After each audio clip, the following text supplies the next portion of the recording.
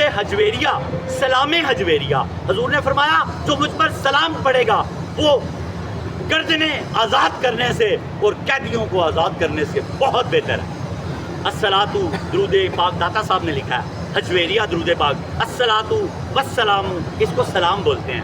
درود پاک میں نے پہلے پڑھا درود تنجینہ، یہ سلام ہے۔ الصلاۃ والسلام علی رسولہ محمد وآلہ وصحابہ وازواجہ اجمعین وسلم تسلیما کثیرا کثیرا، جو ایک بار پڑھے گا محبت سے، اللہ کے نبی نے فرمایا قیدیوں کی گردنیں، غلاموں کی گردنیں آزاد کرنے سے بہتر ہے، اور جو میری ذات سے محبت کرے گا، حضور نے فرمایا وہ جہاد کرنے سے بھی زیادہ افضل ہے۔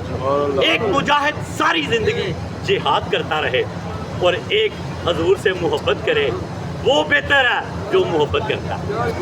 اب اس بات کو اس طرح کمپلیٹ کروں کہ نبی پاک کی مجلس میں ایک صحابی بیٹھتے تھے تھوڑے سے گناہگار،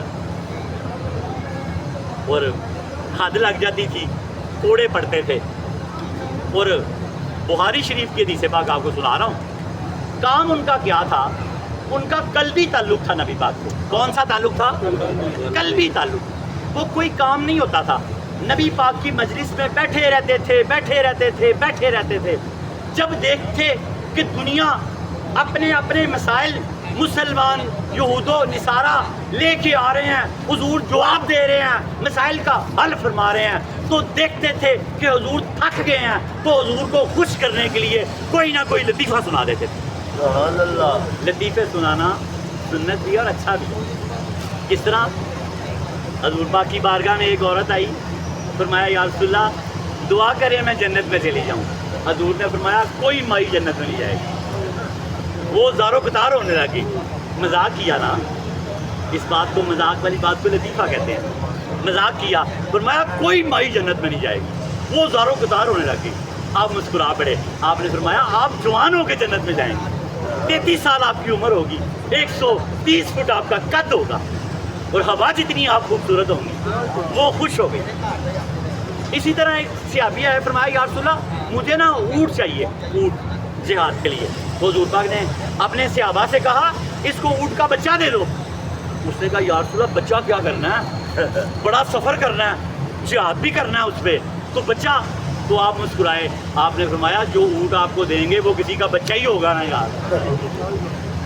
اسی طرح اب آپ کو بات کی سمجھ آ گئی، آگے اور بہت سی باتیں ہیں، پھر بات کسی اور طرف چل پڑے گی۔ بات کو ثابت کرنے کے لیے کہ دلی قلبی تعلق حضور سے پیدا کرو، عمل میں کوئی کمی بھی رہ جائے تو اللہ معاف کر دے گا۔ قلبی تعلق، اس کو حضور پاک سے کیا تھا؟ اس صحابی کو قلبی تعلق تھا۔ وہ دیکھتا تھا حضور پاک تھک گئے ہیں، پریشانی کے آثار نمودار ہو گئے ہیں، لوگوں کو جواب دے دے کے وہ کوئی نہ کوئی بات کر کے حضور کو ہنسا دیتا اور خوش ہو جاتا خود بھی۔ ایک کام اس کا یہ تھا۔ دوسرا کام وہ یہ کرتا، جب کہیں جاتا تو حضور پاک کو پنیر بڑا پسند تھا اور شہد بڑا پسند تھا۔ وہ آتا ہوا ادھار لے آتا، پنیر بھی اور شہد بھی، بابا چوکھا ڈھیر سارا حضور کی بارگاہ میں پیش کرتا۔ جب وہ مالک قرض لینے کے لیے چڑھتے اوپر تو وہ مالکوں کو لے کے حضور کی بارگاہ میں آ جاتا، یا رسول اللہ ان کے پیسے دینے ہیں۔ حضور مسکرا کے فرماتے وہ میں نے کہا تھا کہ میرے لیے لے کے آؤ، فرمایا یا رسول اللہ آیا تو آپ کے لیے ہو۔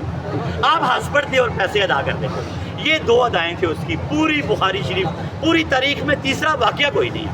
اچھا غلطی بھی کر جاتا تھا، غلطی پر اس کو کوڑے پڑ رہے تھے، حضور اندر تھے، آپ تکلیف محسوس کر رہے تھے کہ میرے ہنسانے والے کو کوڑے پڑ رہے ہیں، اور بتا بھی دیتا تھا مجھ سے یہ جرم ہوا ہے، مجھے کوڑے مارو۔ وہ اب کھل جائے گی بات، ایسا نہیں ہے کہ وہ ہماری لیے یہ مسئلہ ہے۔ صحابی شرابی نہیں ہو سکتے، وہ شراب پی لیتا تھا، عادی تھا، لیکن یہ بات ہم تک پہنچنی تھی قلبی تعلق کی۔ تو کس طرح پہنچی؟ اس طرح پہنچی کہ حضور اندر چلے گئے، جب اس کو درے لگ رہے تھے تو ایک صحابی نے اس پہ لعنت بھیجی، فرمایا لعنت ہو اس پہ، بار بار یہ عمل کر لیتا ہے۔ حضور جلال میں آ گئے، باہر تشریف لے کے آئے، فرمایا خبردار کوئی اس پہ لعنت نہ بھیجے، اللہ بھی اس سے محبت کرتا ہے، اللہ کا رسول بھی اس سے محبت کرتا ہے۔ تو یار پڑھ کوڑے رہے ہیں، پڑھ کوڑے رہے ہیں، تو حضور کو کتنا فرمایا خبردار کوئی لعنت نہ بھیجے اس پہ، اللہ بھی اس سے محبت کرتا ہے، میں اس اللہ کا رسول بھی اس سے محبت کرتا ہوں۔ عمل کیا تھا؟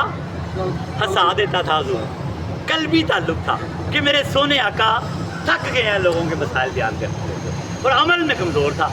اس لیے عملوں پہ کوئی غرور تکبر نہ کرو, اپنا قلبی تعلق پیدا کرو حضور پاک سے. حضور کے غم کا کوئی واقعہ سنو طائف کا تو اونچی اونچی رونے لگ جاؤ, حضور کی کوئی اچھا واقعہ سنو تو مسکرانے لگ جاؤ. آپ کا ہنسنا, آپ کا رونا حضور کی زندگی بن جائے, اس کو قلبی تعلق کہتے ہیں. اللہ تعالیٰ ہمیں نبی پاک سے قلبی تعلق جوڑنے کی توفیق عطا فرمائے.